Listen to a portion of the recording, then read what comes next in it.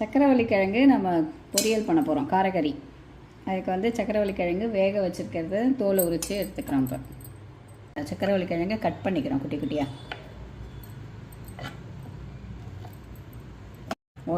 குக்கரில் வந்து ஒரே ஒரு விசில் விட்டணும், அவ்வளோதான். லைட்டாக உப்பு போட்டு ஒரே ஒரு விசில், ஒரு 1/4 ஸ்பூன் உப்பு போட்டு லைட் 2 கிழங்கு, பெரிய கிழங்கு 1/4 ஸ்பூன் உப்பு போட்டு ஒரு விசில். குட்டி ஸ்பூனில் 1 ஸ்பூன் உப்பு, இந்த ஸ்பூனால் 1 ஸ்பூன் உப்பு போட்டிருக்கோம்.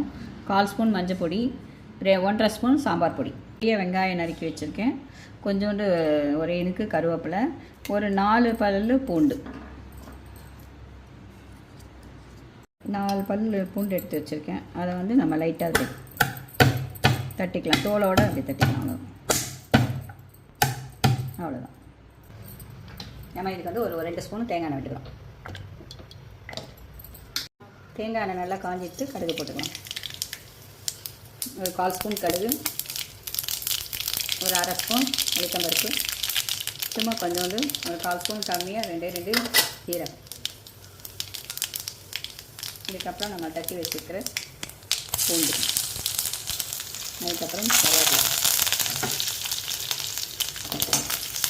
பூண்டு கருவேப்பிலை போட்டு ஃப்ரை ஆனோடனே இந்த சாம்பார் பொடி, உப்பு, மஞ்சள் பொடி எல்லாத்தையும் போட்டு, அதுக்கப்புறம் வெங்காயம் போட்டுக்கணும்.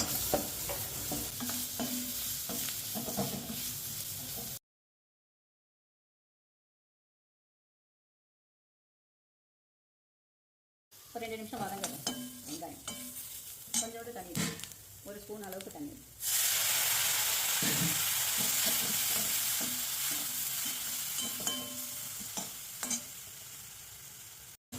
நம்ம வெங்காயம் முழுகிற அளவுக்கு உள்ள தண்ணி. இந்த வெங்காயம் வேகணும்ல. இப்போ நம்ம காரப்பொடி வெங்காயம்லாம் நல்லா சேர்ந்து வாசனை, அந்த பச்சை வாசனை எல்லாம் போயிட்டு, இப்போ வந்து நம்ம அந்த கிழங்கு வந்து கொட்டிக்கலாம். சிம்லேயே வச்சுட்டு நல்லா அந்த கிழங்கு எல்லாம் ஒன்றா கலந்து விடணும். கலந்து விட்டு ஒரு 5 நிமிஷம் இருந்ததுன்னா நல்லா ரோஸ்ட் ஆகிடும்.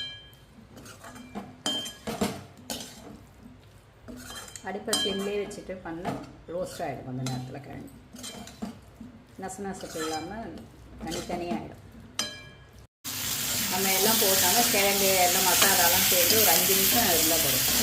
நல்லா எல்லா காரம், உப்பு எல்லாம் கலந்து விட்டாலும் அப்படியே இன்னொரு 5 நிமிஷம் ஆஃப் பண்ணிவிட்டு எண்ணெய் சட்டியில் வச்சுட்டு அப்புறம் வேறு பவுலுக்கு ட்ரான்ஸ்ஃபர் பண்ணி. சக்கரவள்ளி கிழங்கு காரக்கறி ரெடி. இப்போ ரெடி ஆகிட்டு சக்கரவள்ளி கிழங்கு காரக்கறி ரெடி. ஆனால் அடுப்புலேருந்து எடுத்து